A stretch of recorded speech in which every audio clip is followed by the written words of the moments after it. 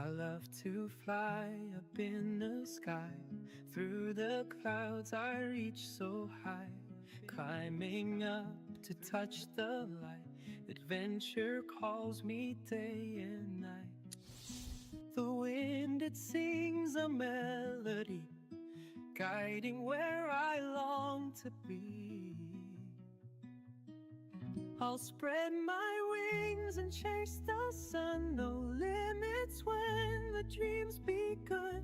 The world below fades out of sight as I soar into the light.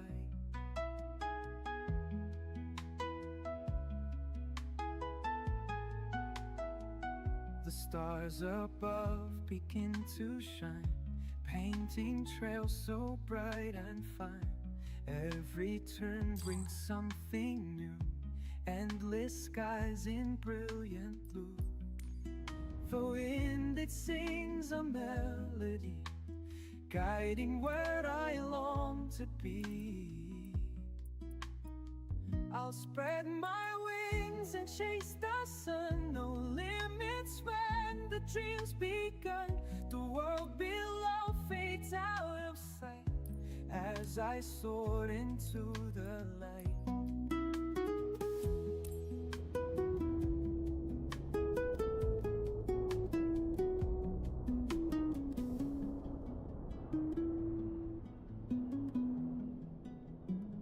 I'll spread my wings and chase the sun.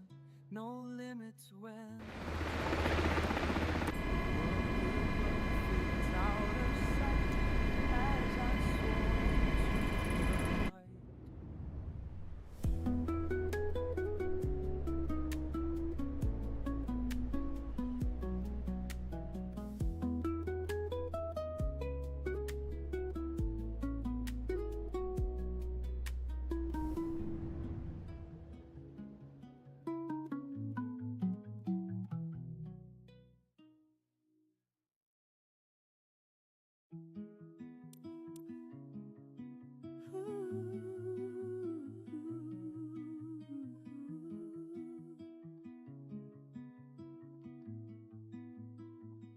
I love to fly up in the sky. Through the clouds I reach so high, climbing up to touch the light. Adventure calls me day and night.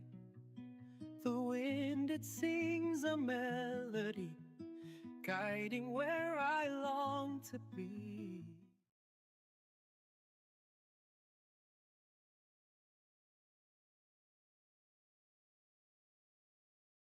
And hello everyone. Now for something completely different, we are flying the Miltech MH-60 Blackhawk on a firefighting mission.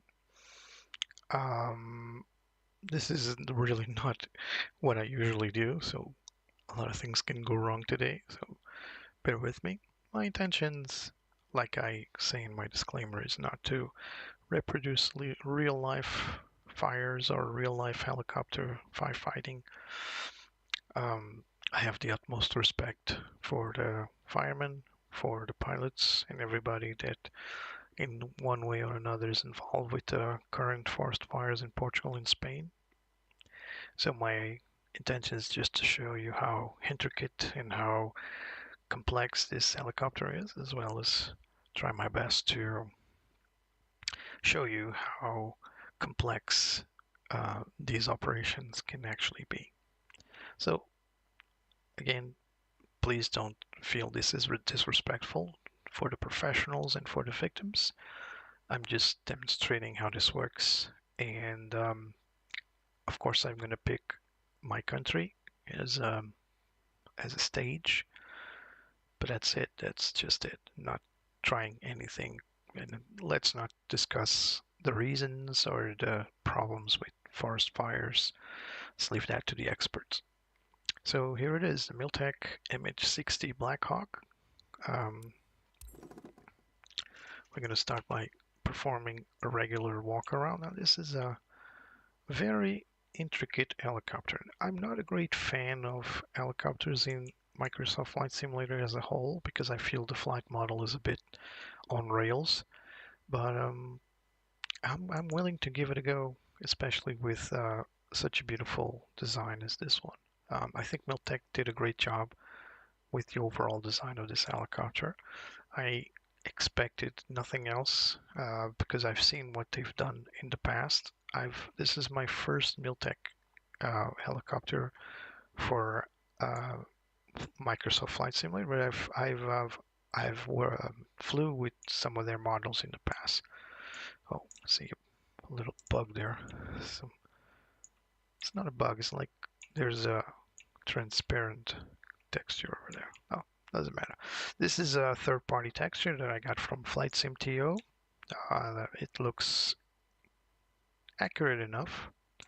There's some minor stuff that's not really well done, but what's relevant is that we got the helicopter in the flying colors of the Portuguese Air Force. Now, the Portuguese Air Force acquired these helicopters. We currently have 3 Blackhawk helicopters. They were purchased specifically for firefighting, for Bambi bucket firefighting, but they're not operational yet for that purpose because the pilots are still in training. This is a recent airframe for the Portuguese Air Force. We previously never had, when I say we, I say the Portuguese Air Force, they never had this helicopter type, so pilots need to train first of all, and then they need to train on Bambi bucket operations, so twice. So let's get it prepped. First of all, we remove all these protections, the engine covers. Now, the Portuguese Air Force does not have all these sensors. These are electronically, electronic warfare sensors, as well as some RWR units. Same here for the countermeasures. This one doesn't have any mounted, but this is a countermeasure canister. And of course, the Portuguese Air Force does not have the forward assisted FLIR, so visual system. So this is not non-existent. This is non-existence, but most of what you see here is what our Portuguese Air Force helicopters have. This is a very interesting model because everything that you would expect to work is working. So we're going to open these doors. Let's go to the other side. There are some things that I wish this helicopter had, like some better animations for the pilots, for example. There are some items here that are non-functional, or they're just high candy. I'll show you one. So you can pull out the steps to inspect the rear rotor, but you can actually go up, but there's nothing to do up here. So usually pilots inspect the rotor here. They also can go up here and inspect the hub over there, but you can't open the service area. So a lot of stuff here is just, I can't. Let's pull this in before we have any trouble. Oops. All right. And pull it in. All right. You can also pack the tail, so the tail, the tail boom will go up and rotate in. It's actually working pretty well, but you cannot fold the blades for some reason. Yeah, so it's work in progress. This is a fairly recent helicopter, so don't expect it to be perfect by any means. So let's jump in. All right, so welcome on board the MH-60 Blackhawk. This is in terms of modeling the cockpit, it's working okay. Let's remove it from here. It's working okay. There are some things that I found odd that they decided to do it this way. For example, pressing this bar here will present to you the co-pilot, but look at the hand, it's not connected at all with flight stick. So I just leave it out because it doesn't look good. Other stuff like Some of the stuff here is non-functional or just eye candy. You have 3 versions of this helicopter. You have this one, which is a Sierra model, but you also have the Jayhawk type for the US Coast Guard, and you have the combat variant for the Blackhawk. I'm not really familiar with how this helicopter really operates in combat. I only know it for sure for civilian operations or Coast Guard operations, and it's a very good helicopter at that role. So let's start it up. So let's run the checklist for pre-flight. So before engine start, actually, let me confirm if this is the very first checklist. Yes, wheel chocks are set, parking brake is set, it's right here. Oh, another thing's not working is this little eye. Sometimes it works, sometimes it doesn't work. But, you know, for example, the parking brake is working, but if I press the tail wheel switch, nothing happens. By the way, that's... Where is it? Oh, well, bear with me. It's locked. So wheel chocks are set, parking brake set, the tail wheel switch is locked. Fire handle, T handles, they're not operational, but they're forward. APU fire T handle is up, it's in. Now battery switch. Helicopter comes alive. Fire detection. Let's not go through that. There's no need, but we can easily, well, let's do it. Fire detection for both engines. Fire detection for switch 2. Checked.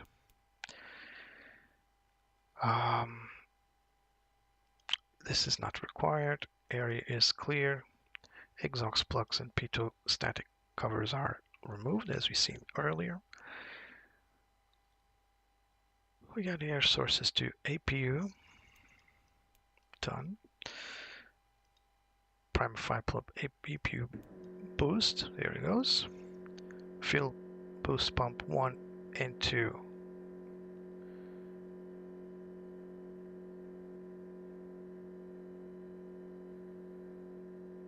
Are both on. I'm not sure. I think this is the engine selectors, but whatever. It is working. APU counter switch on. Here it goes. APU coming back up, coming on.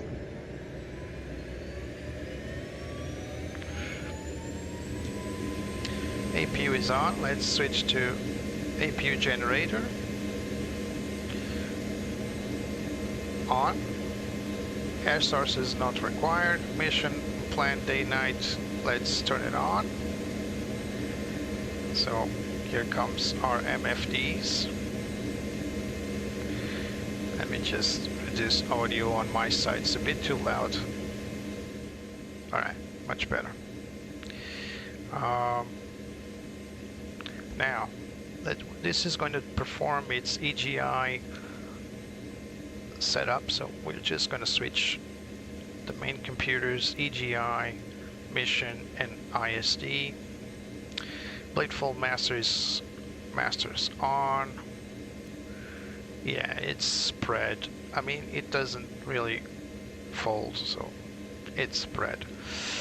So, blade switch off.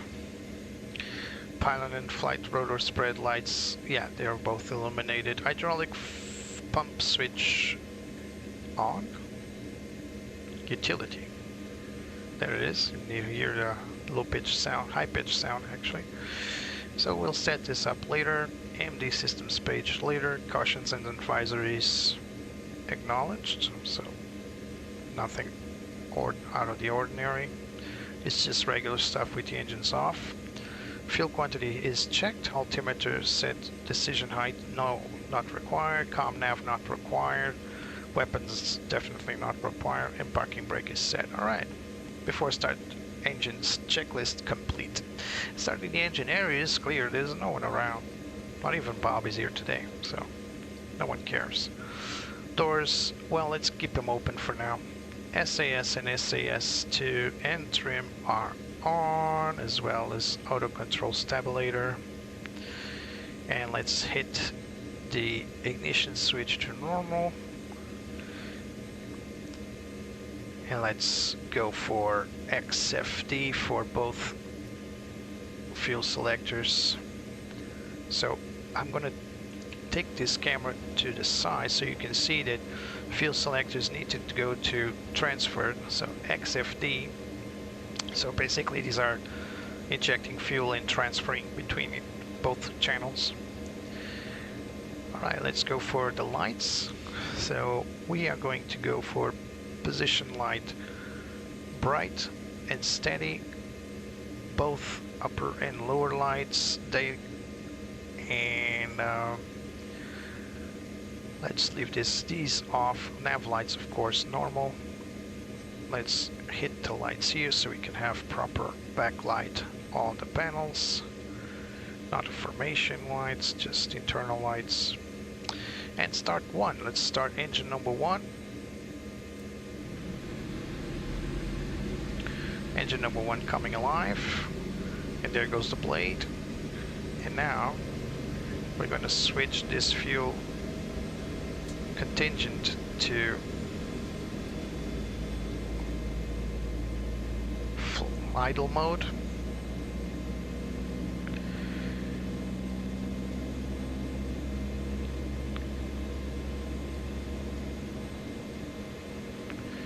Let's start number 2.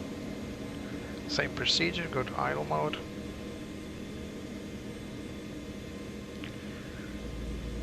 Come number 2.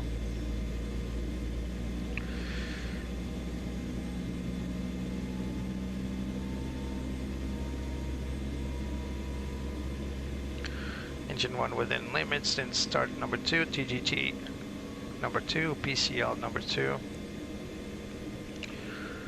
So it's natural that it comes to yellow for a moment and then comes down. It will eventually, this is the NG, so this is normal to go to yellow then come back. It's stable now, it's within limits. Oil pressure is steady. It will also stabilize a little further down. Everything seems okay. They're matched more or less. Oil pressure on the left engine is a bit higher than the other one, but it's okay. Rotor brake is off, fortunately, otherwise we wouldn't have rotors rotating. Okay, let's now hit PCL1 and PCL2 to fly. This is just pulling this lever forward. And now the helicopter will spool up the engines to standard rotations, RPM.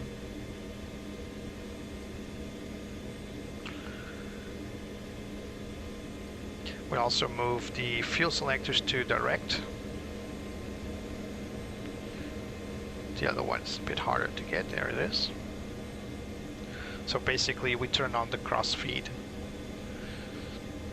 Now we're gonna just wait for the torque right here, and to match. It can continue on matching until full rotation. We also make sure that NP and NR reach 100%. They'll be green, both green, so we need to wait. That's when the engines are fully operational. As you can see, NG is now yellow at 100%. This will vary a lot, but I'm not sure if this is normal, but it's flyable. We still don't have generators on. We're still waiting for the engines to carry on and become operational so that we can turn on the generators. Alright, so as you can see, it comes down, it goes up. There it is. So it's performing its normal tests and leveling. Alright, so engines are both on. We can now, let's go back to the overhead panels, much easier. We can now, oops, press both generators to on. We go air source ENG, not ECS. Well, it's the ECS, but we are setting it for ENG, that's what I mean. And APU generator to off. Alright, so much quieter now. DI system not required. We're going to turn off the hydraulic pump, turn off engine ignition, and starting checklist complete. Let's go to the before taxi checklist. We'll go through that in a moment. Alright, so helicopter's operational now. Oh, we're missing the pitot heat. There it is. We can go through the pages here, and what I'm going to do now is I'm going to turn this to hover mode. And on the middle page, this is very important for engine status and all that, but for now, for our mission, I'm going to go for map mode and plan mode. So, and on this one, just for the kicks, I'm going to set it to FLIR so we can see the FLIR camera up front. Where is the FLIR? There it is. Just for kicks. You see that the FLIR camera does not show buildings or objects, so yeah, it's just for fun. It's not really functional. Yeah. Good morning, Jose. This is the beautiful Portuguese Air Force MH-60. Something different for a change. So while I'm out here, I'm going to take my chance to remove the chocks, and I'm coming back in the helicopter. By the way, you can turn on external power on this helicopter, which is fairly cool. Alright, so now first thing we need to do before we run the checklists is we need the Bambi buckets so that we can let me turn this off, so that we can operate and combat forest fires. So the first thing we do is we go to mission. It's right here, load Bambi bucket. Inbound for right seat beak. Roger, right seat beak. So what the crew is saying is that we got a right seat pick, On hook. and there's the Bambi bucket there, and I'm going to arm my hook right here. Hook armed. And now the hook is armed. Now all I need to do is hover towards the Bambi bucket. Now we are in Castelo Branco airfield, and there's a fire up to our northwest, and this is what we're going to combat it. There's an area point where I can pick up water, and what I'm going to do is you can see here on the upper right side there are some mission status. Let me move my glide slope to the other side, my logo, so that you guys can see it better. Again, this is intended to guide you towards the area. So we got the fires at 24 nautical miles, bearing 037. We got to load the Bambi bucket first. We got the aerodrome, which is right here, and the Alfeira, which is the point of water intake. So currently my helicopter is ready to go.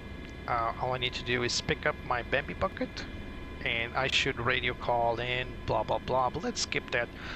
Let's stick to the fun side of this. So here we go. Take off. It's a very stable helicopter. And now my crew is telling me, oh, let me turn on standby. 10 feet. If I forgot to turn on my track IR, otherwise this will be very hard. Alright, here we go. Up. If you look at my hover gauge, Up.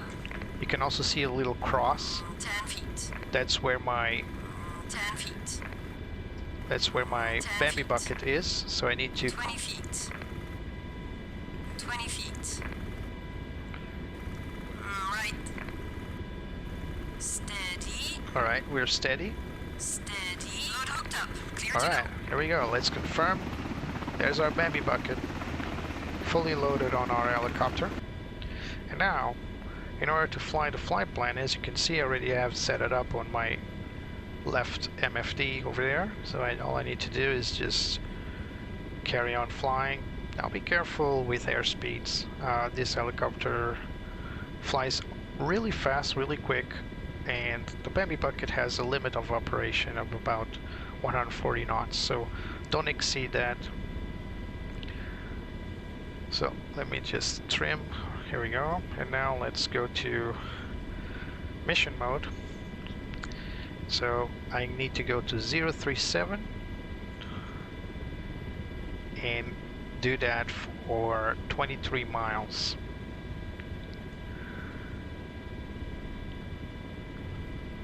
This is a very beautiful area, and unfortunately in the last few days it's been ravaged by fires in my country, which is very sad. I actually live nearby and can smell the forest fires almost every day. So the first thing we do is going to perform a little recon.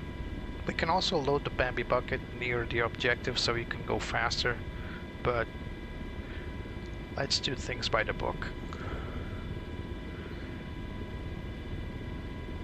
So as you can see, I was almost reaching 140 knots, so I had to pull the nose back a little bit so that I don't get... Oh, I forgot to run the checklist, but everything was checked. So lights, parking brake is off, tail wheel switch is released. Yeah, everything was done anyway, so checklist complete. Let's go back to the map. Now, unfortunately, this map does not include the route for some reason. Sometimes it does, sometimes it doesn't. I'm not sure why it happens. Sometimes the map takes a little long to load. So as you can see, I don't have a proper map indication. But I do have that white line over there, so I was deviating from course a little bit. I was distracted doing this stuff.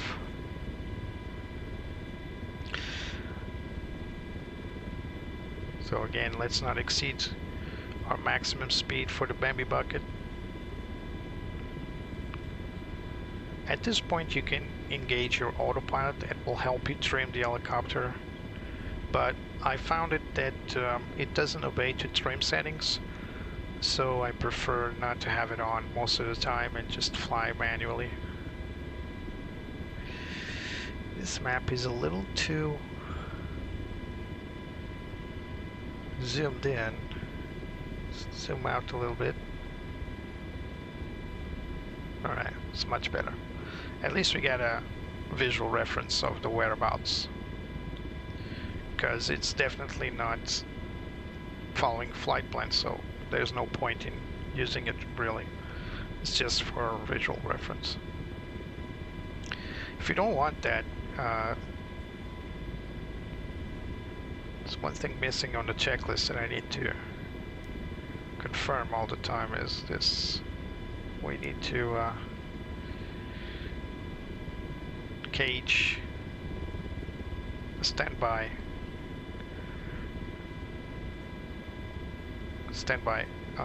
artificial horizon.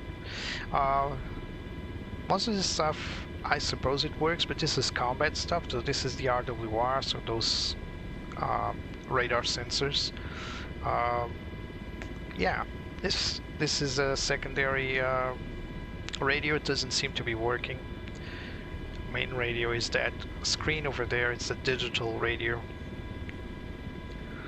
I've worked with the ATC on Flight Simulator with this helicopter, but I don't use synthetic. I use beyond ATC regularly, and so I have my traffic turned on, and so ATC doesn't work correctly when you're not using the core. So in order to use beyond ATC, you have to deactivate the normal Flight Simulator radar, radio. So in order to do that, I don't have radios synthetic ATC currently. I only use beyond ATC on a regular basis, and I really didn't want to mess with that for now because it's working well. And one rule of thumb in Flight Simulator is if it's working, don't touch it. That's a golden rule for most stuff in life, right?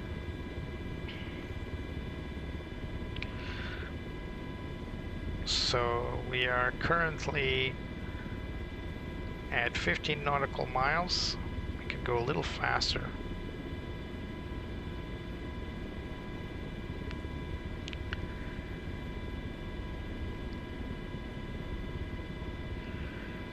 Autopilot will also attempt to fly your helicopter. So our first water intake is about 5 miles to the right, so it's somewhere over there. But there are other water intake locations we can take water. We don't need to go this far. So if we come here, we'll be about 10 nautical miles from the Albufeira. But there are other places where we can pick up water.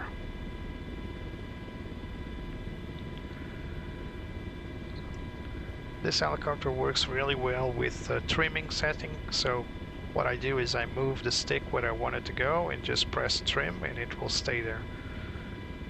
It's what regular helicopters also do. Of course, most of the stuff is operated by onboard computers with the stability augmentation system, so the helicopter is really stable.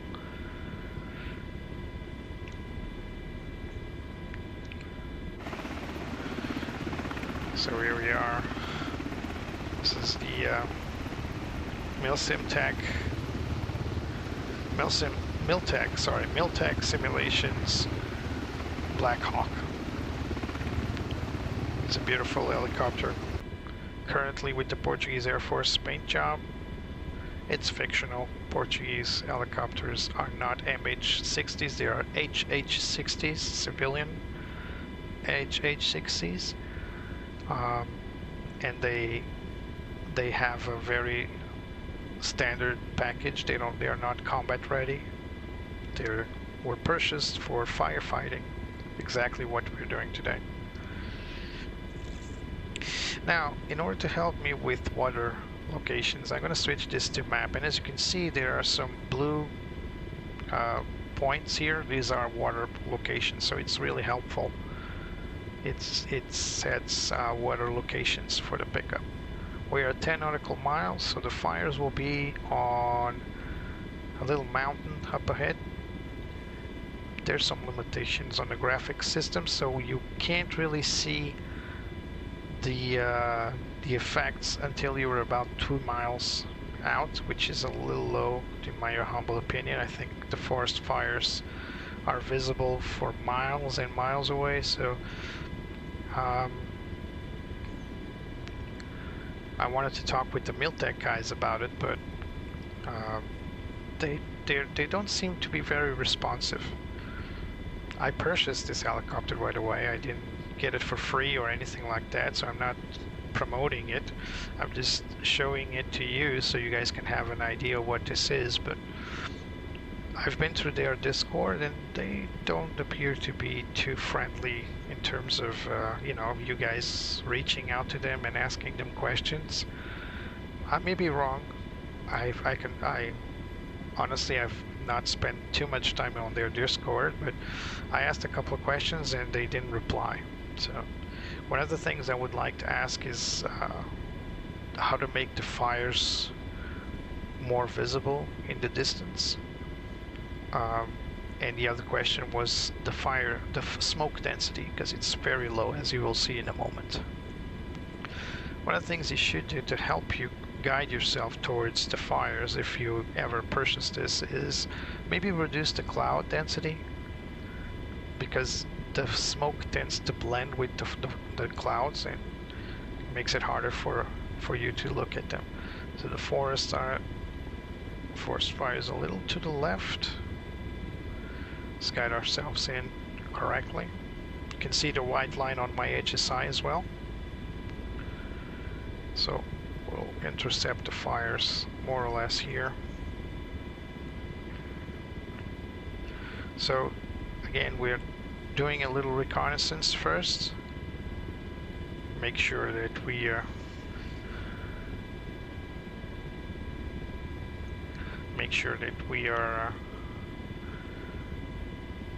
within operational limits, where the forest fires are, and how we're going to make a strategy of how to fight it. So 6 miles in, so it should be right about on that mountain up ahead. Again, we can't really see the smoke,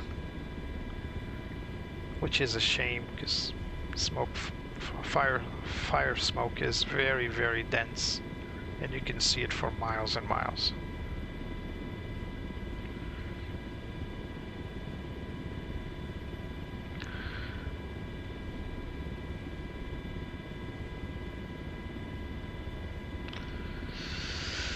So guys, again, as you can see in the lower left corner of your screen, I'm still giving away the FS Labs A321neo. So take the chance, help me reach 100 subscriptions, and come to the chat and tell me why it should be you winning it. And I'll just give one key away for a totally free FS Labs A321neo for FS 2020 or FS 2024, your choice. Actually, the keys for both. So if you activate your key, you'll get both versions. So if you fly 2020 for now, you can install it, and if later on if you choose to turn to 2024, you can also fly it. Same license, no strings. Alright, so we're about 3 miles out, still no forest fires, but as we come close to 2 miles, you'll see the smoke effects. They're very faint over distance as well, so we have some bodies of water around here, so it'll be good for our operation. So there's our destination up ahead, so it should be that hill, and there are the fires. I'm not sure if you can see them, but you can clearly see smoke columns. They're a bit faint, like I said, but there they are. So it seems like we have one big cluster of fire and then some dispersed fires. So I would say it will take about 5 or 6 discharges to put out this fire. I'm not an expert, of course. I'm just evaluating what I got versus what I see. So let's go to the backseater location so we can have a better look. Where is it? Not this one, it's this one.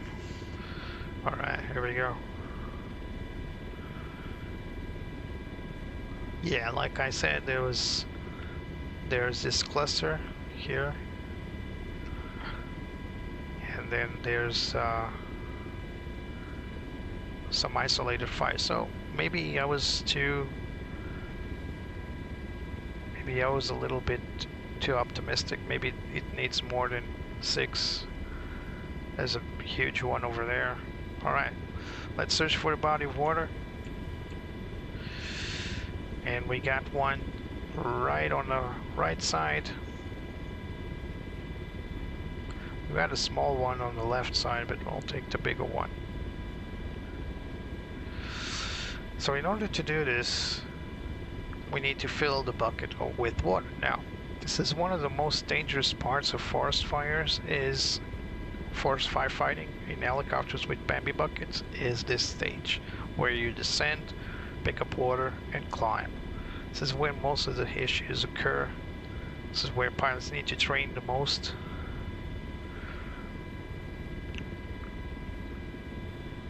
There's also the danger for electrical cables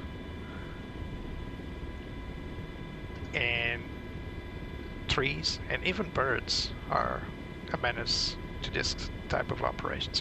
So there's our body of water, fairly big enough. We need to decelerate first. Let's not make it too harsh.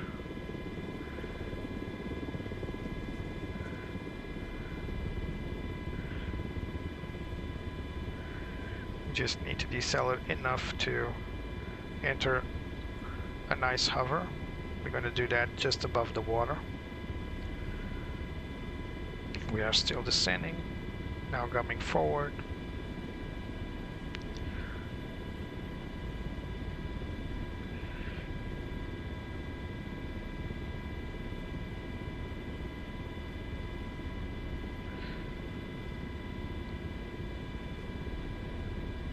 Now, this is what we're going to do. We're going to turn on the autopilot.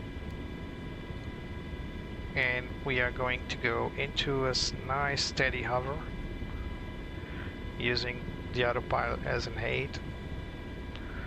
And then we'll go to auto hover mode and switch the hover mode to the back.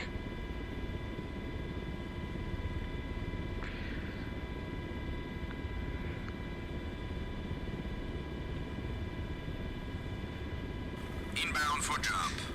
Roger, inbound for drop. Inbound for jump. Roger, inbound for drop.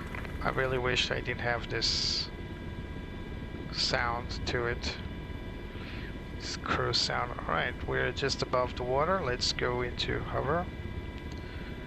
We're now in auto hover mode, and now let's switch to the back. Aft, you have over control. So Aft, I have over control. we got crew hover turned on. Now let's go to the back.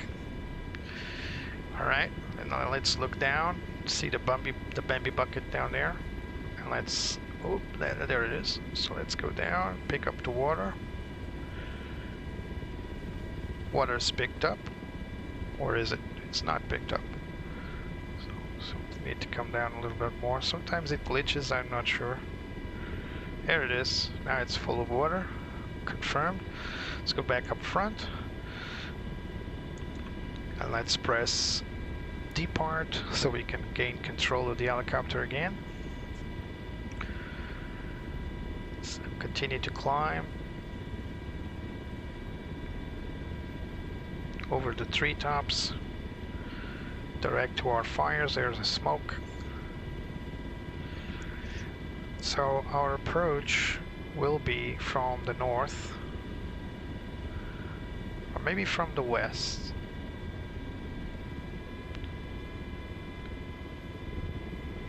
Whoa, whoa, whoa, whoa, whoa, whoa, what's going on? It's the autopilot's trying to... Yep, autopilot, I know. Autopilot sometimes does that. It kind of restricts you from moving the helicopter. Alright, so here are the fires. So like I said, let's go from the north. I think it's a good attack position. So we will be out of the fire location directly towards our water source, so we can carry on filling in the Bambi bucket. I think I'll hit those 3 fires over there first, that cluster of fires. This, of course, is never really decided by the pilot. The pilot only decides how to drop the water, but this is mostly coordinated with the firemen on the ground, and they'll tell you where is most critical to put out the fires. And then you establish a strategy to attack whatever they tell you to attack. So I'm not trying to follow real life procedures. I'm just doing this for fun, even though this is not a funny subject. Here we go.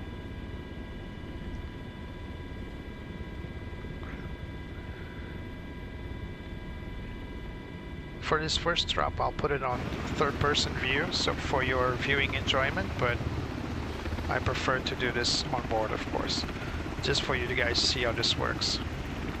It's coming up on the fire, not too low, and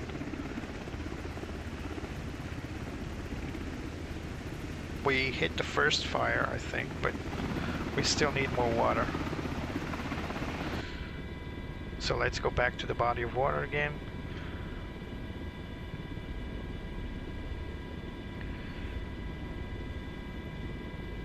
We got some small bodies of water here, you can see here, some small lakes, so to speak. Low and stable, reduce speed. Now we're exceeding maximum speed. So let's go back to that little body of water we had going on. You can easily do that on these smaller pools, but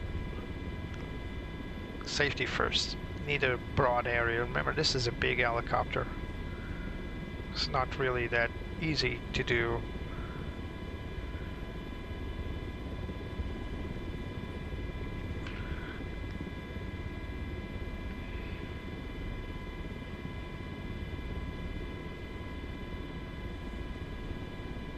on a smaller pool or pond. Maybe that's a better word for those little ponds. Alright, so again, coming up on the body of water.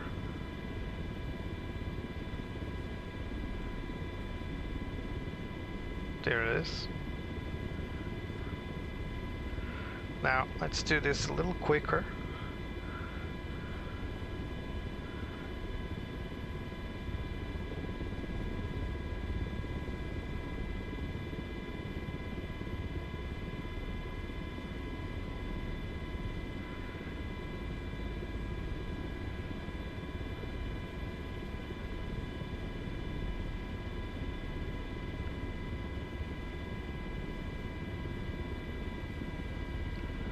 Yeah, here we go. Let's come up. It's a little heavier with more water in it.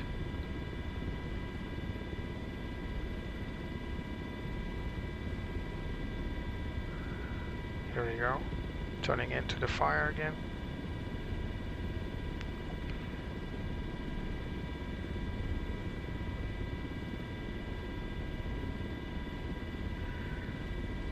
I need to check fuel, by the way. We'll do that in a moment.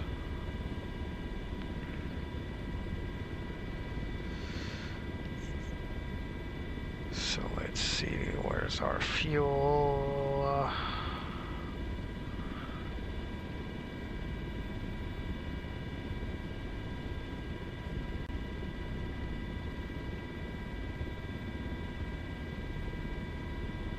Alright, we'll look at that in a moment. Alright, let's go for our fires again. So again, once more on the outside view for your viewing pleasure. Here we go. Let's put out this fire here.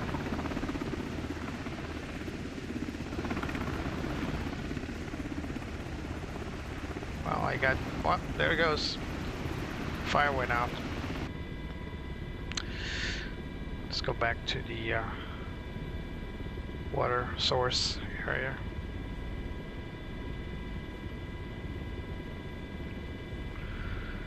In fact, let's try to get some water out of these ponds here.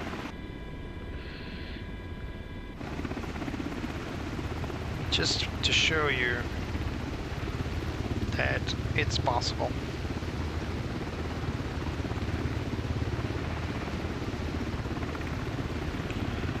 Just going on a third person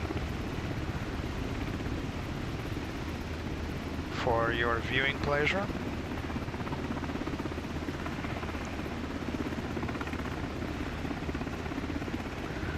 Let's hit this little pond here.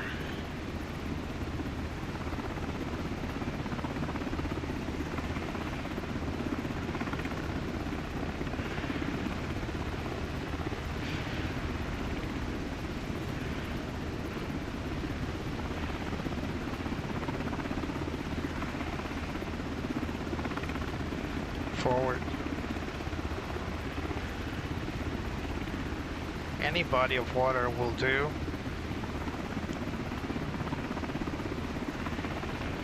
Bam, water filled. Little power. Let's turn into the fires.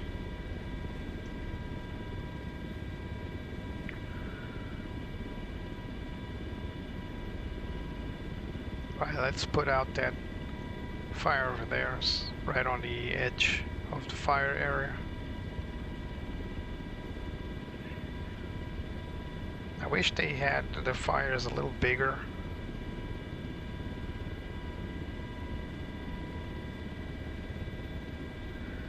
And more visible.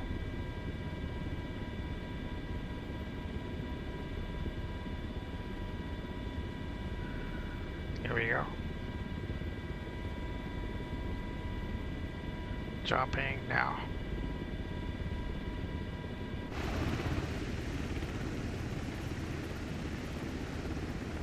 Yep, right on the money.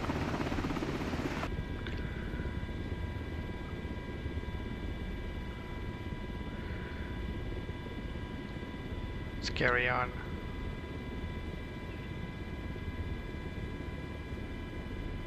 So I'm gonna try to make those 3 fires in a row.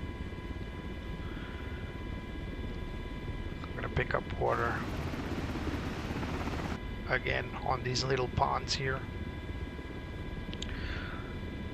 Pilots don't really have the privilege of choosing where to pick up water most of the times. They just go pick one, and that'll be the basis of their operation, to pick up water, especially planes.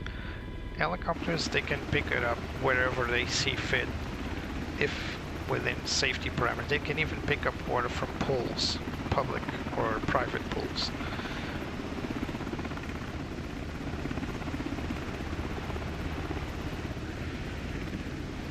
So where's that body of water? I think I'm on the wrong side. Yeah, I'm on the wrong side. But I think there's one over there.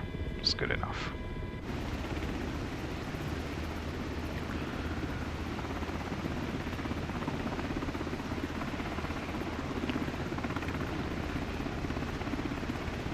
Yeah, I like it a lot, airport wings. Jose.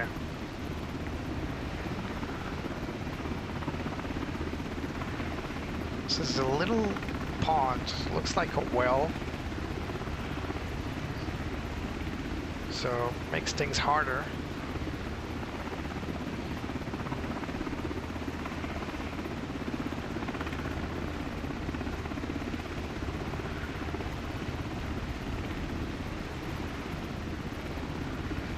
I don't even know if this is water. No, this is just grass. No, it is water. No, the Bambi bucket is gone. Oh, I'll be damned. Well, it's easy when this happens. It's good that it happens, so I can show you what you do when this happens. So I messed up. Maybe I will overspeed the bucket. Maybe I hit the bucket on the ground just like I did previously. You just drop your helicopter. And now load the Bambi bucket again. So load. Inbound for right seat peak. Again, Roger, right seat peak. you can go for the, and there's the Bambi bucket again. So we dropped it unintentionally. 10 feet. 10 feet. 20 feet. Right. 20 feet. 20 feet. Steady. Steady. Load hooked up. Clear All to right. go. Let's pick up. Now that's a body of water for sure. Looks like a water tank.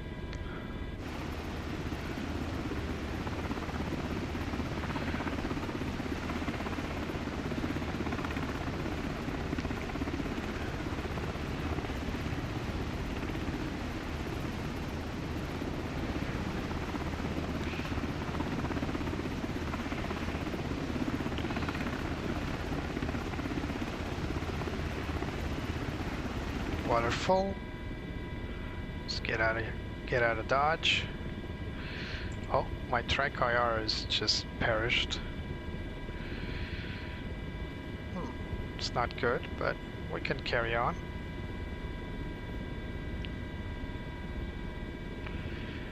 Let's go back to the fires.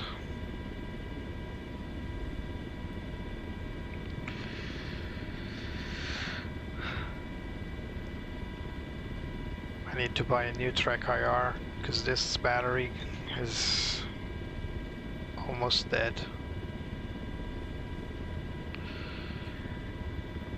Alright, there we go. So let's, as planned, let's try to hit those three clusters of that cluster of 3 fires over there. So let's go through the other side. Let's climb.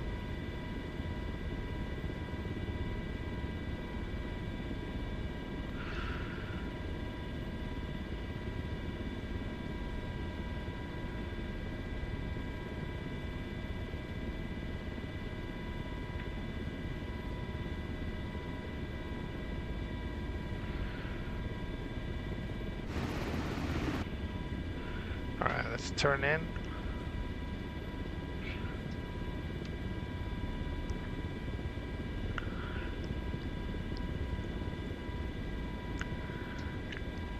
There's the fires we want to put out.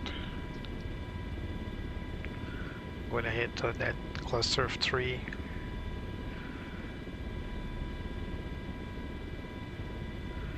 Hopefully we can get all 3 of them in one go.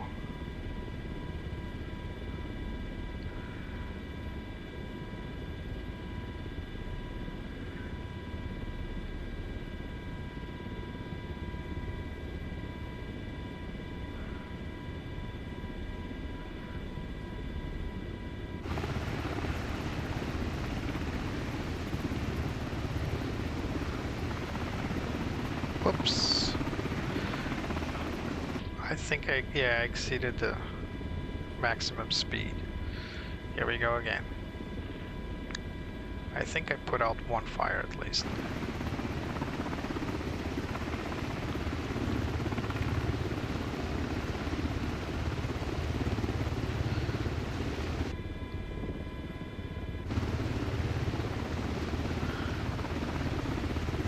So I'm gonna land here, load the baby bucket again, and I need to turn on my track IR again, so I need to power it up, charge it. So I'll do that in one swift stroke.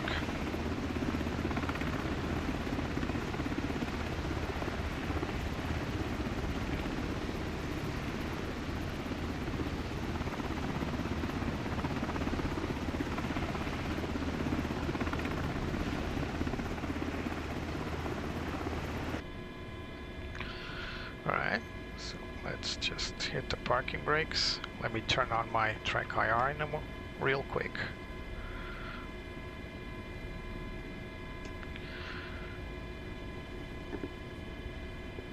Just a second.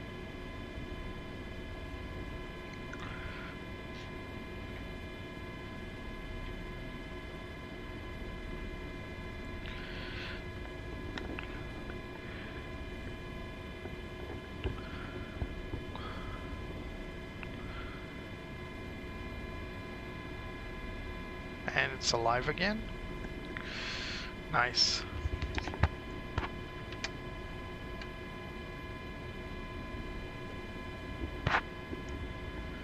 Alright, now it's alive. Alright, here we go. Now with my nice track IR on, let's... Inbound for right seat beak. Roger, right seat beak. Can pick the right side, by the way. Up. You can pick the left one. 10 feet. No need to 10 always feet. be on the left side, but 10 feet. generally speaking, the pilot 20 flies feet. on the left side, so... Steady. Steady. Load hooked up. Clear to Alright, go. let's pick up water from that pond over there. Here we go.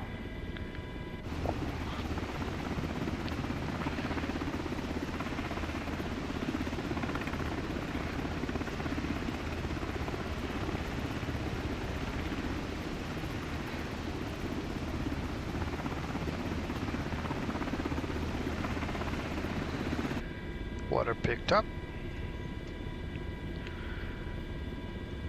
Let's gain some altitude.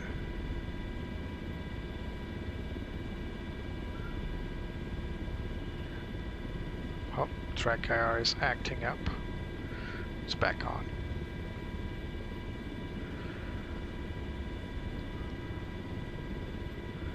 There are the fires. Did I put out one of those fires? I believe I did. Yeah, one of those is off, even with the little amount of water I dropped in. No, it's still there. Oh my. So let's try something different here. So I think the problem coming up from the north is speed, because we're coming downhill. Let's put out this fire here.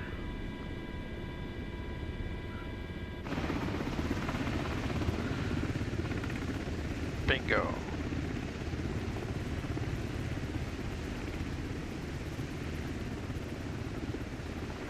Did go out. Sometimes this happens, the water just goes right into the fire and seems to ignore it.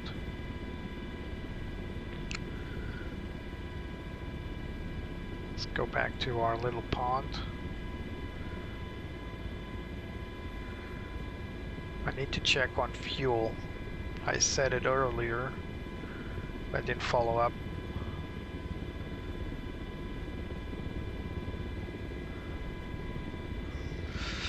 So let me confirm where the fuel gauge is, because yeah, we're running low on fuel right now, so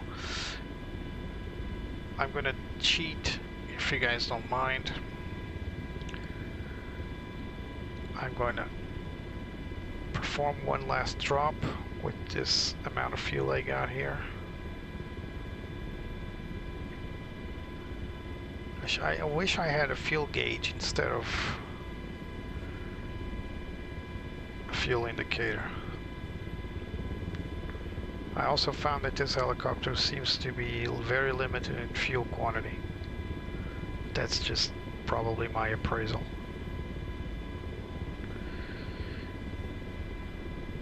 Alright, here we go.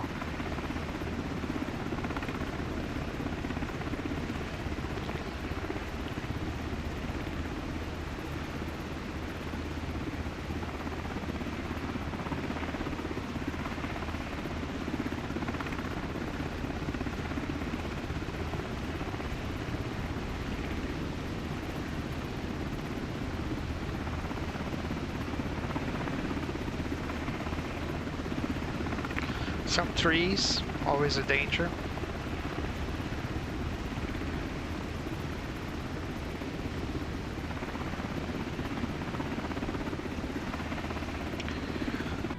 Water filled in.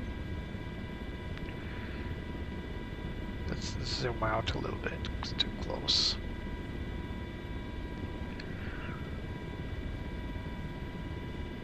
Now after this drop, I will land and refuel. This would never be done in field, so not in the AO. Probably I would need to RTB to an airbase or an airfield and refuel and then come back. Always also to have some pilot rest, but for the sake of you guys, I'll do something quicker. Alright, here we go. I think we are properly lined up to put out these 3 fires. We'll see. So, dropping now. Nah. Well, just enough. One was put out.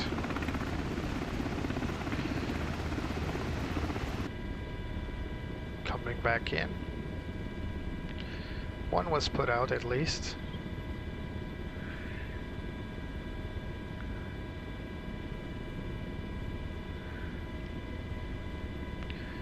Still got 1, 2, I think there's one back there.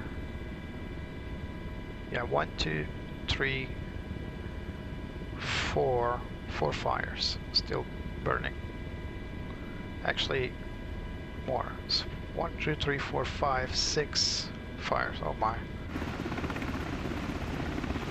So let's land, refuel, and then carry on.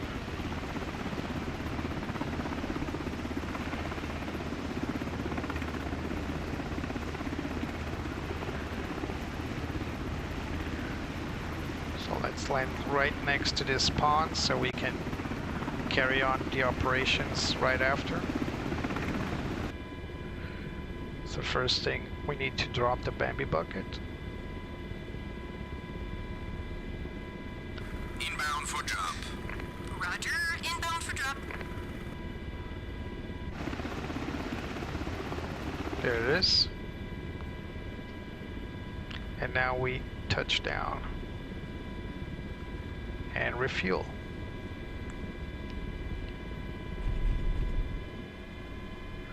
Parking brake set. So how do we refuel? We do black magic. Check this out. Let's go outside, have a look. So the helicopter's on the ground. We go to aircraft.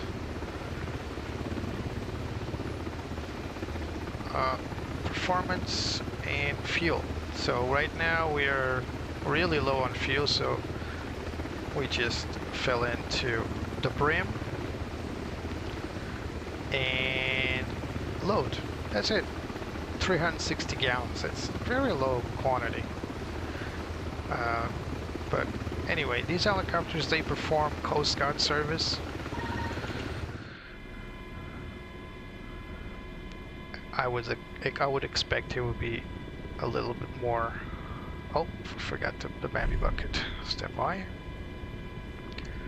So, load baby bucket. Inbound for right seat peak. Now we pick it up. Right seat peak. 10 feet. 10 feet. 10 feet. 10 feet. Steady. Steady.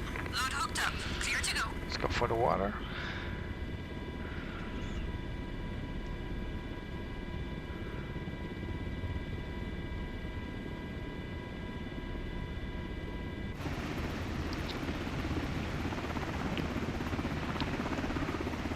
If anything, you need to have respect for the guys that do this on a professional level.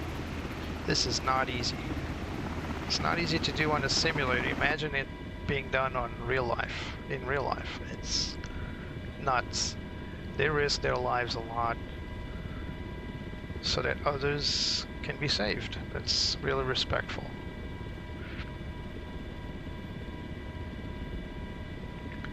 Hello, Viper. How are you, my friend? It's nice to see you. So let's put out this fire here. Let's go one by one, because I'm trying to fight it in clusters doesn't appear to work that well.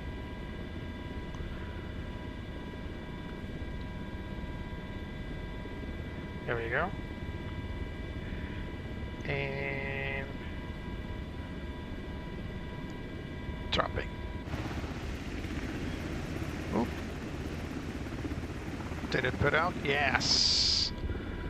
There are a few more fires here.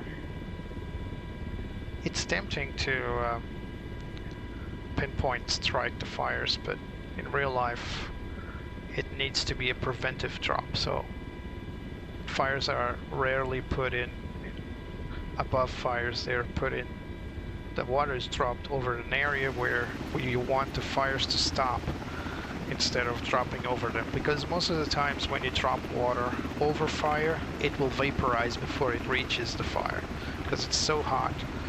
So what usually is done, not always, but usually, is the water tends to be dropped over an area that you don't want the fire to go to, or an area that you feel like when the fire reaches it will be soaked and helps to put it out.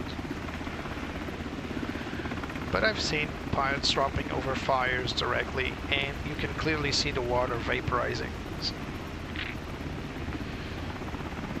So let's fill it in again. Here we go.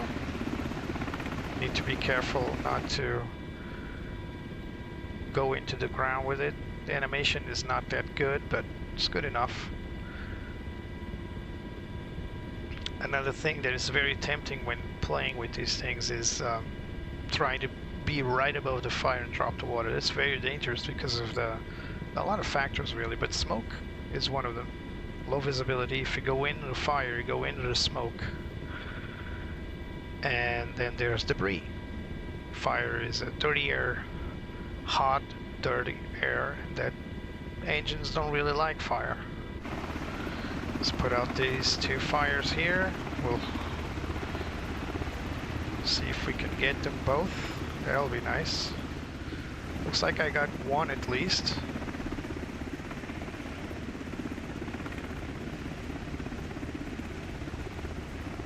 Nope, I got none. I really don't know what's going on with those fires there.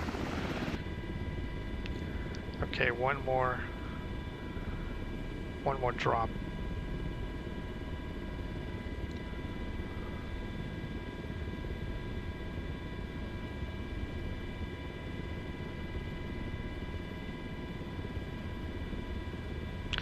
Yeah, Viper. I bought it recently and I was just giving it a go. So it's a different thing to do in my channel, I suppose. Always flying commercial airliners.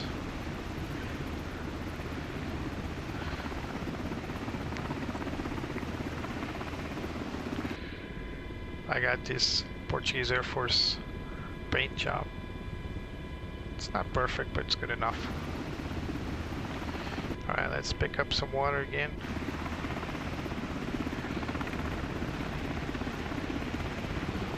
Now the way to do this correctly, as I've shown you before, is not going third person, because the pilots will not be able, but to give it to our crew guys, and now they can guide us forward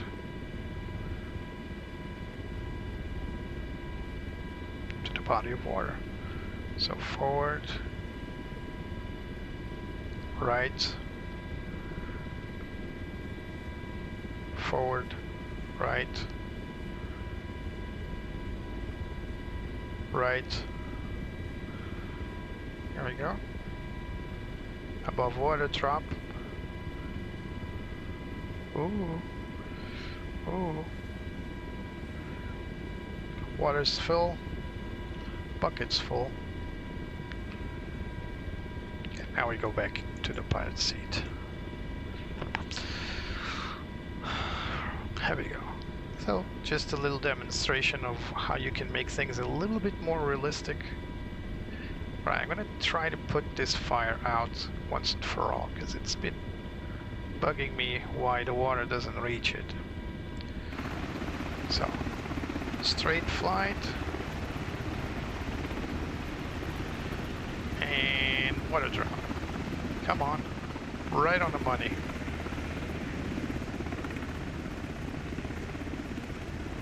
Yeah, finally. Alright. So we got at least 4 more fires to handle.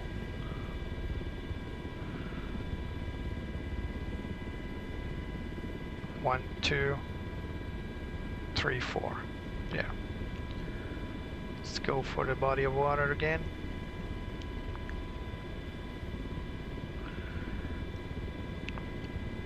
I wish they had it ground operations as well, like firefighters, firemen, and trucks. Because this is not a solo job. I mean, when an helicopter is operating, or an airplane in the area, firefighters usually move away because this is water, it's soft, but you have no idea how much weight and power water has when it's dropped by a bandy bucket. So anybody on the ground will be likely injured. So they evacuate the area where the helicopters and airplanes operate. But at the same time, this is not a single effort. Guys on the ground also play an important role, especially guiding the airplanes and helicopters. So, still got a few more drops to make. Let's hit that one over there. At least we're being effective. And you can imagine how many flight hours these pilots need to go through in order to learn how to do this properly and with strategy. Let's get that one on the trees. And dropping. Did I put it out? I don't think I... Oh yeah, there it goes. Alright, let's perform 3 more drops and we'll be good to go. Unless we run out of water on that pond. Or fuel again. So 1, 2, and 3. We'll get that one first. And then we'll try again to make 2 in a row with those 2.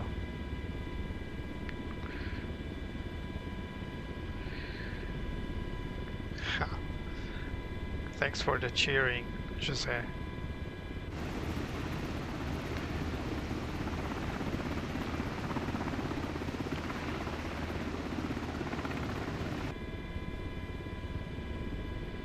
Let's try to do this in first person only. The mirror isn't working, which is a shame, because you really need to look below. But let's try to do this only on first person. Famous last words, right? So we need to cross the tree. Inbound for drop. Not for drop. Roger, inbound for drop. Not for drop. Now let's try to do this only first person. I really wish that mirror was working. It's one of the things I asked the Miltech guys if they were planning to make it work, but again, no reply. Alright, bucket's full. It's not that hard to do. I'm just going outside for you guys to see, because I'm kind of used to this. Alright, let's hit that one isolated fire there, then we'll try to hit those two and hopefully go home.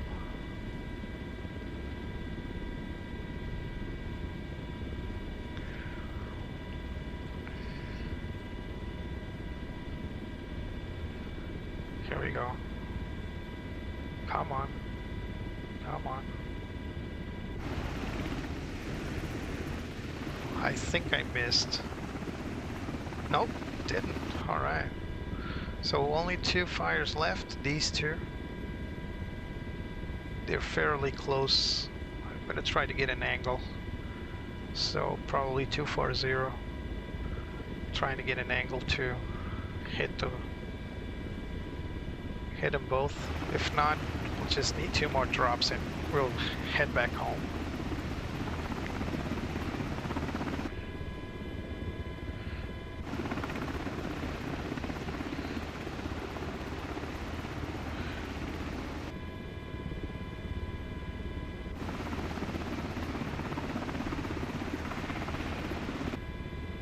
Alright, let's do it one more time.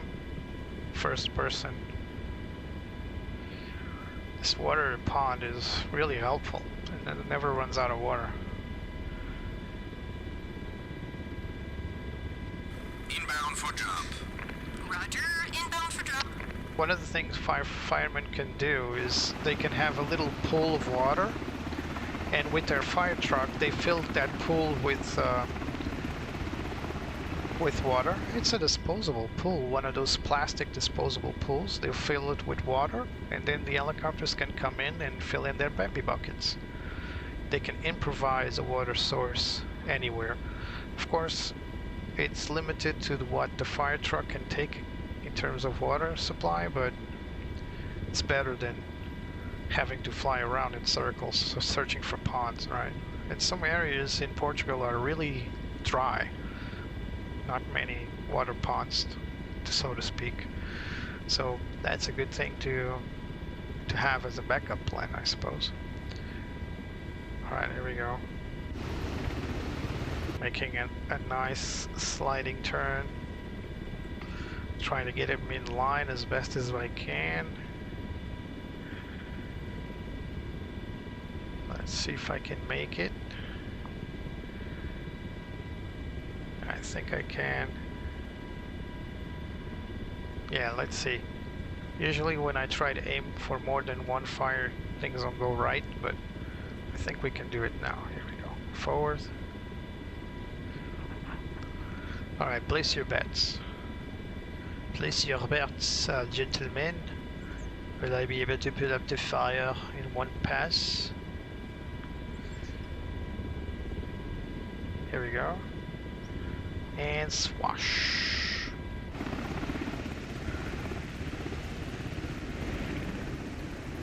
Whoop. No. Still need one more drop. That one didn't put out. And I think it's underground, so I hope it's not going to give me trouble.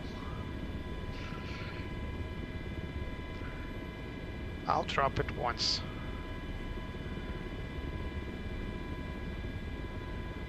I think so. The H-140. I remember there was one that did that. Not sure if that's the one. But if it's the H-145 from HH, I think that's the name of the company. It's also available for MFS, at least 2020, not sure about 2024. And I think I have that helicopter. I think I bought it back in the day. I'll need to check.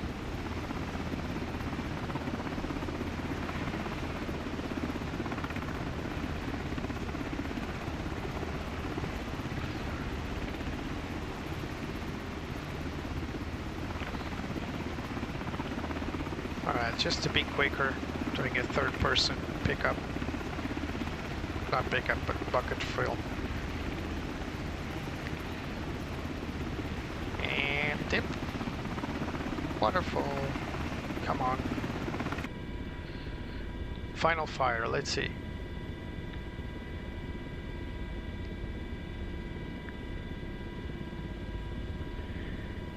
Let's do it just from here. Not even going to aim it.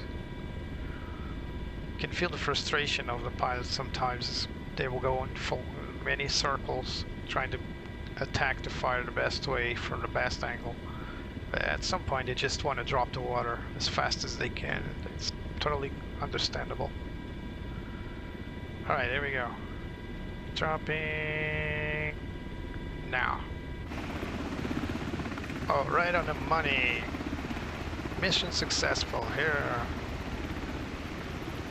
So let's head back home. Nice. Nice. So first things first, we need to drop our Bambi bucket. So we need to land to drop the Bambi bucket. Yeah, thank you for the message. I think I got it. Oh. Doesn't go away. Probably will in a moment. Alright, let's just land. Let's just pretend that's a base of operations where we can just land and take our Bambi bucket inside.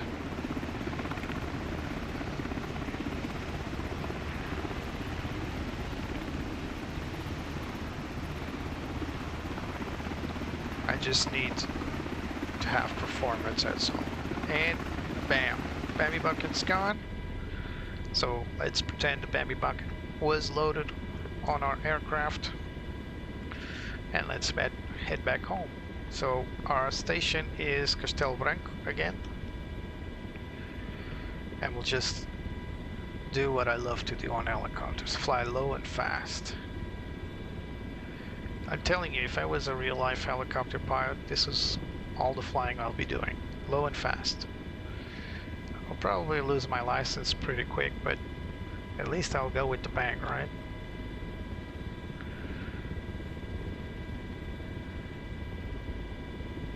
This is like a sports car, man. This thing is built for speed.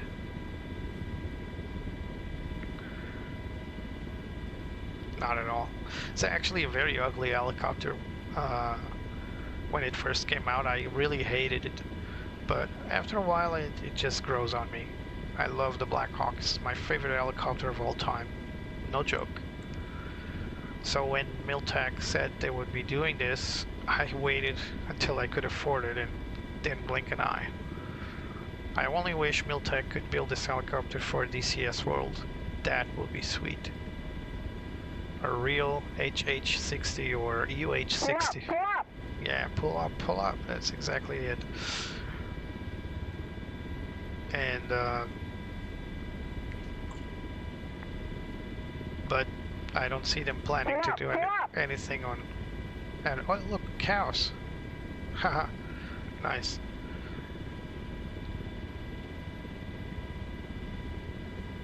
Yeah, Asobo really went deep with the world simulation, I suppose, in MFS 2024, but that's also been their downfall, because while they were trying to make the eye candy stuff, they totally neglected the rest. I mean, it looks pretty, These cloud effects are really awesome on the ground. You can see the cloud shadows on the ground. It's really cool. And a lot of stuff is visually cool, but then when you start to go deep, you start seeing the problems come up. So that was a successful mission. Yeah, I think it's beautiful now, Viper, but back in the day I thought it was very stretchy and very weird looking when I first saw it. I'm not that old to see it this first flight, because I think that was back in the 50s or 60s or something. But I did see it. I remember the first time I seen it was in when the United States invaded Haiti, I think. Either that or Desert Gulf or Desert Storm. I think it was in Haiti when I saw an MH-60 land in the middle of a street and dropping troops on live TV. That was the first time I saw it, and I said, oh, that was very stretchy, weird-looking helicopter. But now it's my favorite helicopter of all time, hands down. No questions. Why? Well, it's simple in concept. It's effective. It has seen a lot of action, a lot of wars. It has been converted to various different models, various different operations. Even my favorite Blackhawk, which is not a Blackhawk, it's the Jayhawk.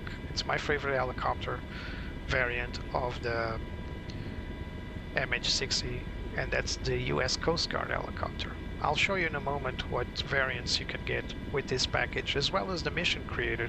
So today's mission was created by the mission creator. How far are we from the airfield?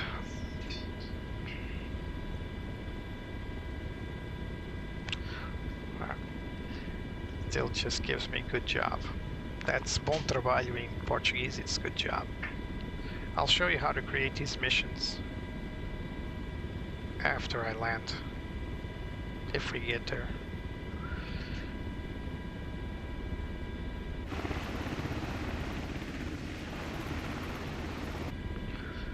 I tell you, helicopters are not meant to fly high. I think it's technically impossible to fly high with them. They start becoming grumpy.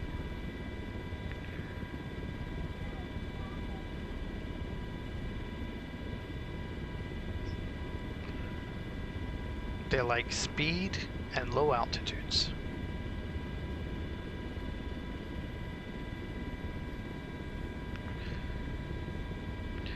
So if you just joined, this is the Miltech MH-60 Blackhawk. This is a fairly recent helicopter for flight simulator. 2020 and 2024. I'm flying currently in 2024. Managed to make it work after so long waiting for tweaks and updates to solve most of the bugs. I'm not sponsored by Miltech. I purchased this model and I'm going to tell you in the end what I feel about it. I already said a couple of things I don't enjoy in it. A flight model feels like it's flying on rails. It's not how helicopters actually fly. It's enjoyable, although generally speaking, Microsoft Flight Simulator sucks in terms of helicopter simulation. This is my opinion solely. The variants could be better. I wish they included Jolly Green Giant, Pavehawk versions for US Air Force. I guess that will come in time, I suppose.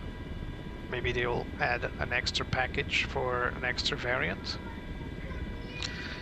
I would definitely not go for the MH-60 as a first helicopter. If I intended to do that, I would go for the standard UH-60.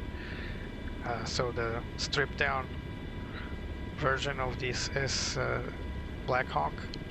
And then I would add these mission type helicopters. But it's their call, it's their company, it's their project, I suppose.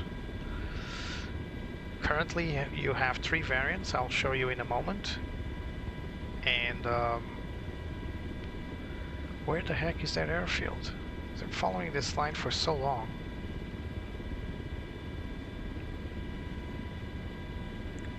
Checking my fuel, still have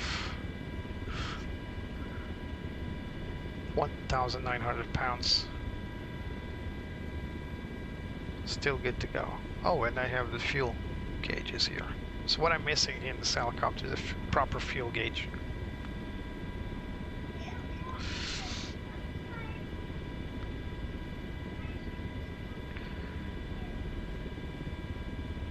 Following this line for so long. Let me check the map here. Oh, it's almost there.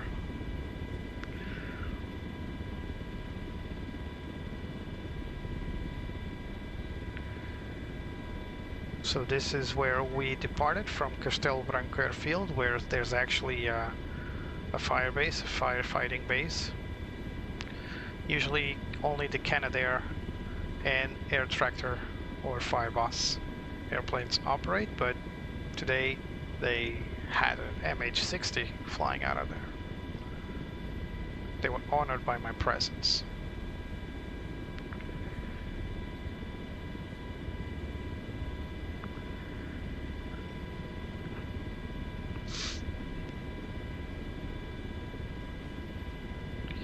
I think the airfield is right above, beyond this little hill up ahead.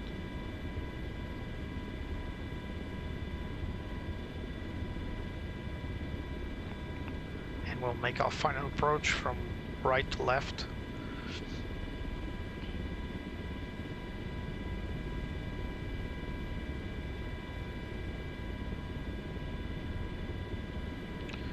What model, Viper?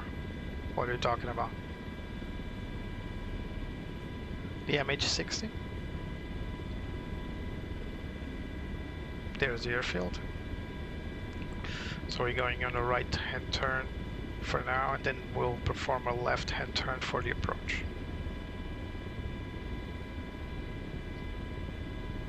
By the way, helicopter circuits are performed to the right, while airplane circuits are performed to the left. This is generally speaking. It varies a lot from airfield to airfield. If it's charted, just follow the charts, but if it's not charted, then circuits on an helicopter should be performed by the right hand. So what I'm doing now, a circuit to the left is not correct for an helicopter, generally speaking. Why? Well, because the captain on an helicopter sits on the right side, so right-hand turns are preferable for helicopter circuits. Come on. So I'm going to land on the numbers. I'm going to perform a shutdown, and then I'll show you first the mission created and then the variance, or the other way around. Let's go first for the helicopter itself, the variance. So runway 16. Let's not land on the numbers so we don't leave skid marks on it. There's actually an helipad, I believe, up ahead. But we'll just hover land. Because that's the way I like it. And park. This aircraft has wheels, of course. You can park on its wheels. But this is the way I like it. Even in DCS world, when I fly the Apache, I fly it with hover taxi.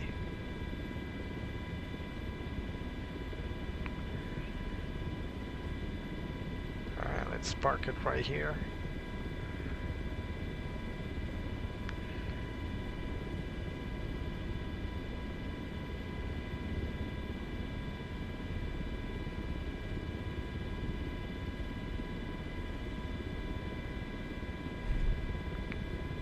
Here we go. Yeah, the MH-60 Jayhawk is the brilliant aircraft. So first of all, let's just shut everything down. So what I'm going to do is I'm going to bring back the condition levers to idle. Start my APU.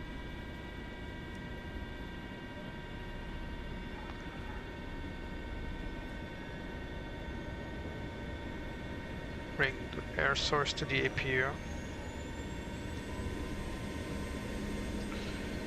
Alright, APU is operational. Let's just do this with overhead power. So let's APU generator is off. On, I mean. And now let's bring back the condition levers to cut off.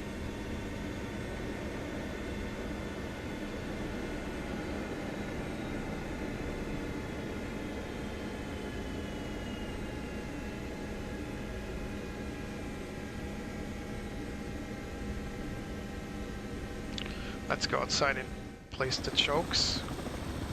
Can I place the chokes? No, I can't. There could be a trigger I'm not familiar with. Oh well. At least the tire's okay. Let's go back inside. Carry on with parking brake set.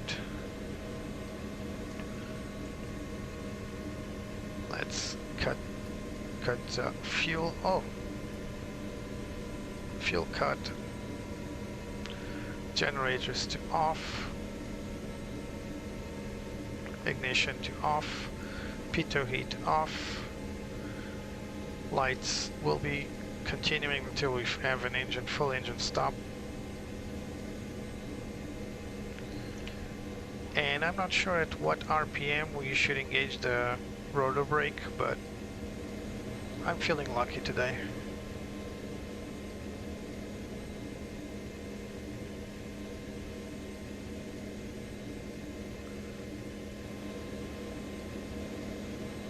Come on.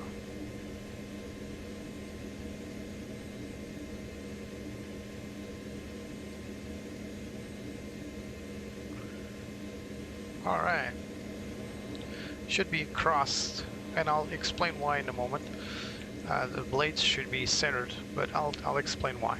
So everything's done. So we disengage the air source, turn off APU power, turn off my MFD screen. Oh, first of all, turn off all the digital aids, turn off the computers. Now I turn off the MFDs one by one. And I go up here and turn off the auto APU first. And now the batteries. All right. So why should we lock the rotors on the forward position? So like across. Because the engine's exhausts are right here on both sides of the fuselage. So you don't want a blade right above the engine. It's not bad, but it could be better. Because the heat will eat up before the blade starts moving. And that's a big no-no. We don't want that. We don't want to eat to affect the blade integrity. This is where you turn on the GPU, ground power unit. So this is the MH-60X, the S variant. Again, the Portuguese Air Force does not have all these gizmos attached. We have a bare bones version just for firefighting, probably search and rescue as well. Troop transport, basically a basic version of the Blackhawk. Fortunately, we cannot put back the chocks or the engine covers or anything like that, but I'm probably missing a key press or something. Mission successful. So let's talk about the well, no, let's resume and then I'll show you the variants. All right, so mission editor. All right, you can purchase the mission editor. I'll talk about the handling in a moment, Viper. Mission editor, you can either have a mission pack. So this is the mission pack you can purchase today with several pre-made missions by Miltech themselves. They're fairly good missions. I learned my ropes with firefighting with this mission from Greece. but you can also hunt sharks and make search and rescue operations. There's also an attack mission, I believe. This one from with the Jayhawk. We'll talk about the versions in a moment. I believe they have weapons, but as you know, Microsoft Flight Simulator does not have weapon simulations, or it should have. But anyway, carry on with the explaining. So either you can play these missions and they'll work as intended, or you can create your own. This is where the fun begins. So you can easily make a mission. So let's say I'm right here in my airfield and I want to start here. So I have a scenario, spawn here, whatever you want to spawn, and then I make like a search and rescue operation. So there's an objective here, and the objective here would be like you have either search and rescue, firefighting, submarine intercept, submarine attack, sling load start and sling load end. So a point where you want to start your sling loading and the point to end it. So let's say I want to do a search and rescue. I can press here and say there's a sinking sailboat or a sinking fishing ship or a roadside accident actually on the ground. And let's say I want a fishing ship sinking with a spawn radius of 200. You can increase that if you want to have a bigger search area. You can have a show direction to the center point and the flare once you reach the said objective.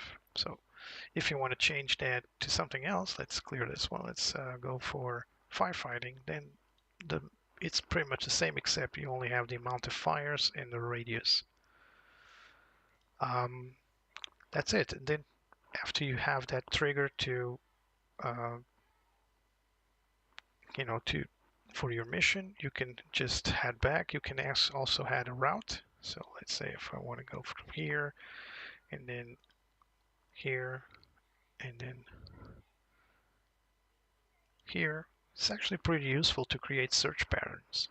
So if you're not familiar with those, they're basically a pattern. There's a lot of videos on YouTube about that. So you can really search how to create a search pattern. It's definitely not this. The search pattern will be something like this.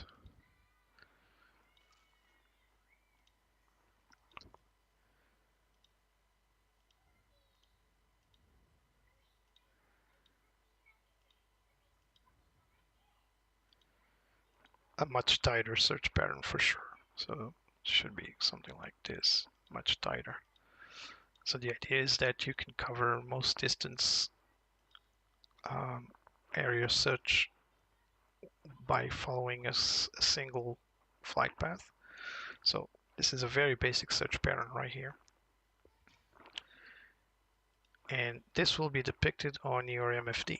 This will, for some reason, it doesn't import to the Flight Simulator own map, which is a shame. Let's say this is a fairly good search pattern over this small river. It's actually a dammed river.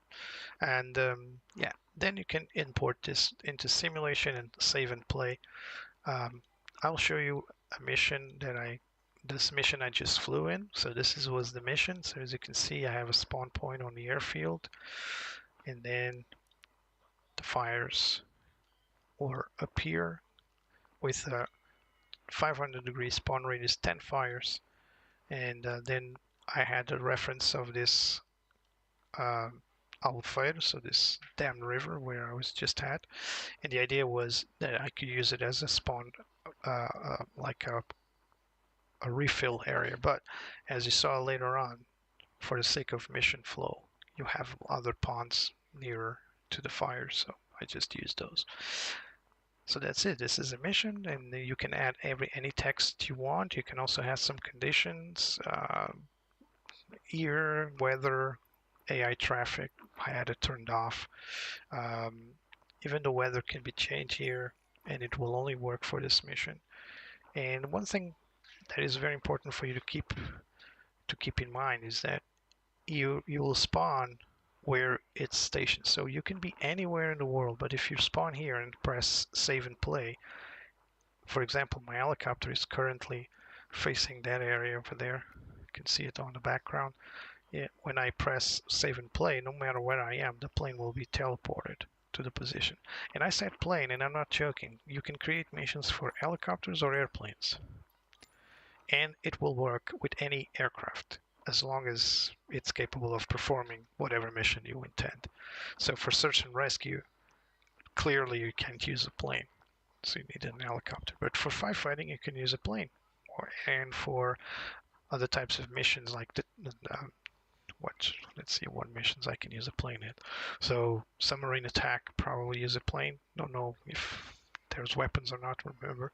But submarine intercept, firefighting you can. Search and rescue, no. Sling load, no.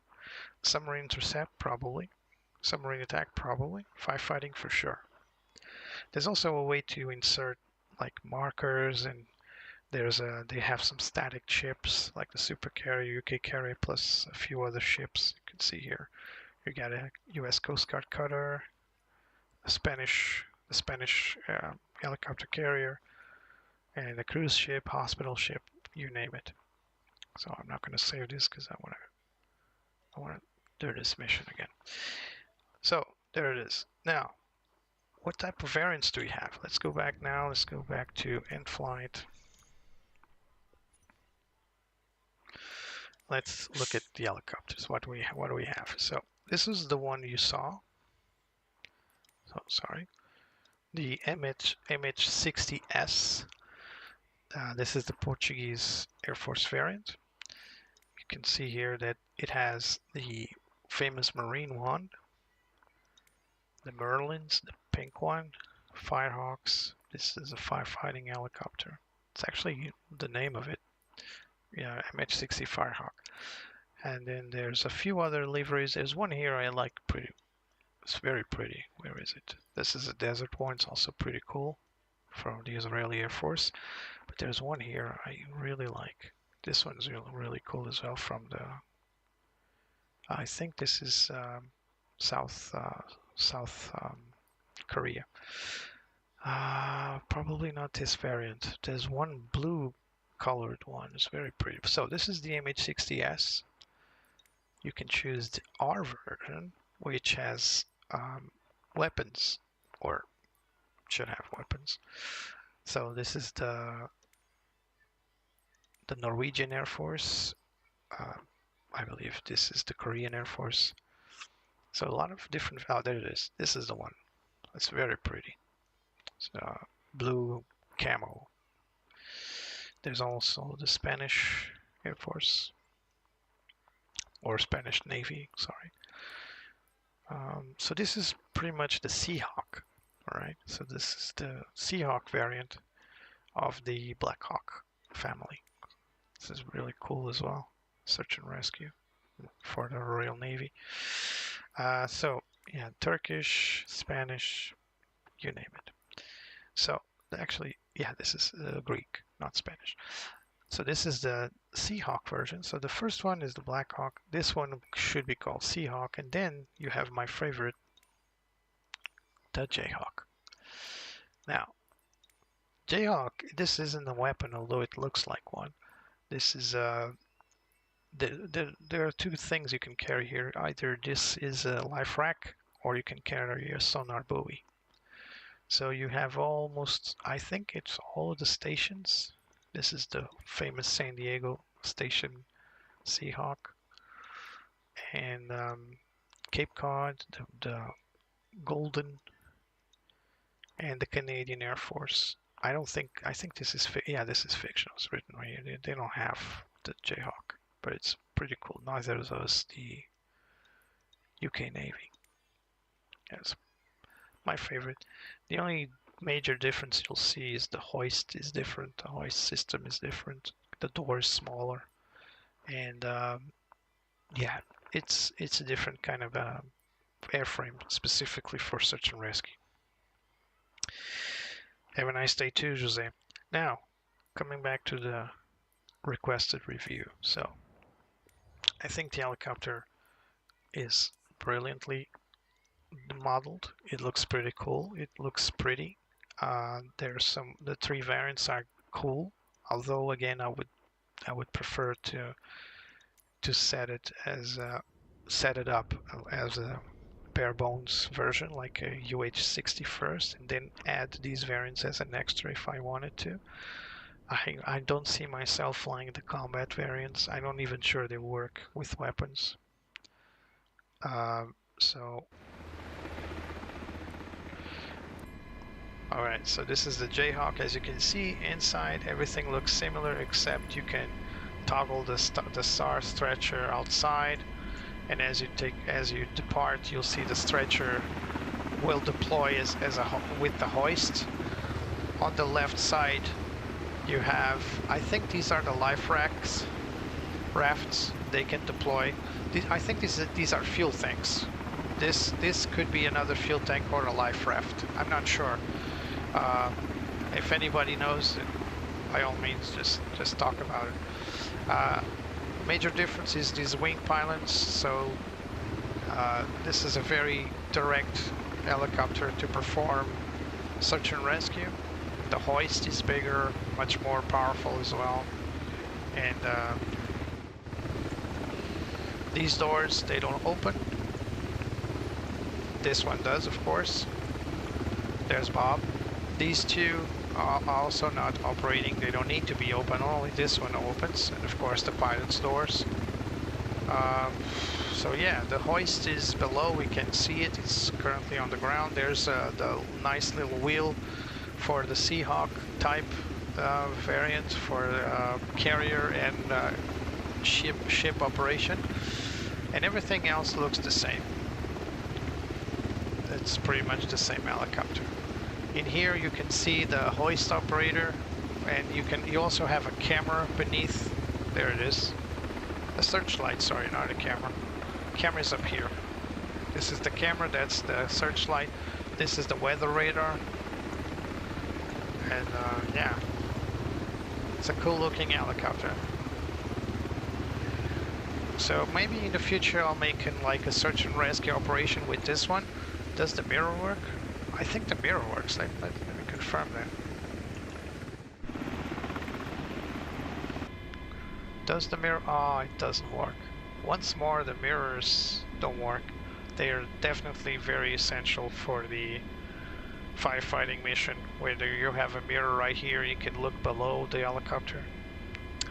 It's a shame. Hopefully they'll make it work someday. So yeah, there's the MH-60 from Miltech. The helicopter is currently on sale, I believe, only in their website and Inibuilds. Not sure if it's already available in the marketplace. I believe it's not. So Viper, back to your question. The handling is, I'll show you. Handling is like on rails, but every single helicopter in Flight Simulator is on rails, I think. So you can see here the helicopter. I'll make some small adjustments. You'll see the helicopter won't move out of place. So see, it looks like it's too tamed. You know, I'm sure inertia would take over once I pull the nose down like this. I would be going forward, but it's not. So the SAS system can be the culprit. Maybe it's limiting my helicopter movements a lot, but it's not, because I'm still being able to move. It just takes an awful lot of time for the helicopter to react. I believe this could be a question to be addressed by the MFS flight model for the helicopters. I believe the failure is there, it's not Miltech's problem. And that's also the reason why I think Miltech should think about developing this helicopter for DCS World. I think there will be a much better performance there in terms of flight dynamics, at least then. So let's try something here. I'm going to try to level the helicopter to make a steady hover on point.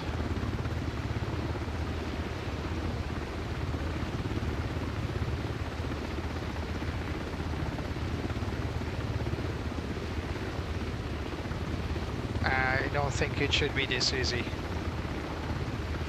Even with all the aids you got, like the SAS system, there's no, see here, it's just not vibrating, it's not oscillating, it's flying on a dime. I think is too optimistic. And I'm flying purely manual. If I turn on the hover mode, then it's pure magic. I mean, look at this.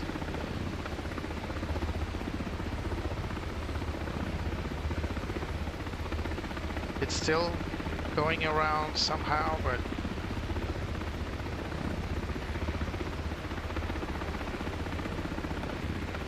and then if while I'm in hover mode, there's a weird glitch. I'll try to show you now.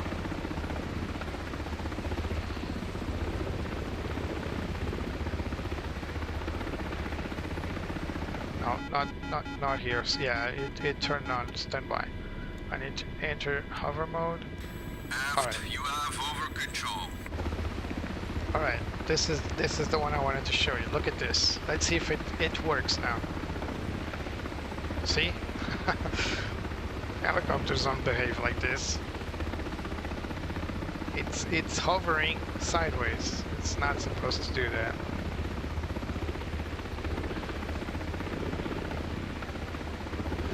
Yeah, this is the crew hover mode, by the way. This is when I go back there and then I operate the hoist, and then I can tell it to go left, right,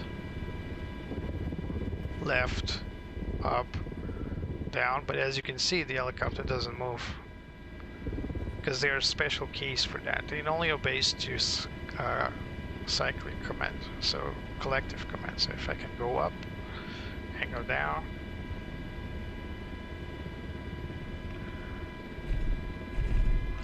I also wish the AI crew could. Oh, hold on, don't go anywhere. I also wish the AI crew could tell me the distance to the ground. So like ground call out like 10 meters, 5 meters, 2 meters, 1 meter, touchdown. It doesn't do that. Anyway, that's it. Hope that you guys enjoy it. Maybe you can make a decision out of watching this. This was the MH-60S firefighting mission. Not this helicopter, but Portuguese Air Force one. And hope to see you next time.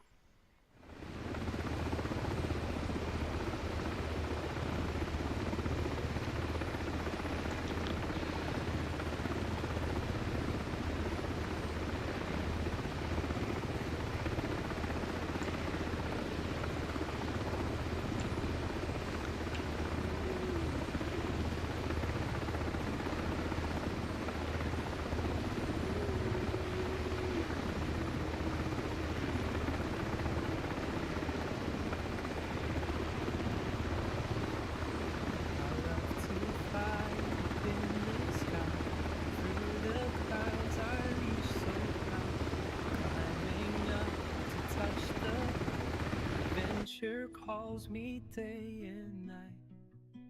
The wind, it sings a melody, guiding where I long to be. I'll spread my wings and chase the sun. No limits when the dreams begun. The world below fades out of sight as I soar into the light.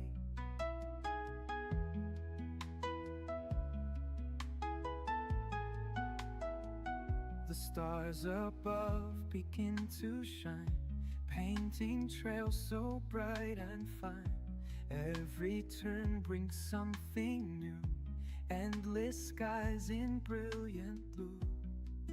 The wind, it sings a melody, guiding where I long to be.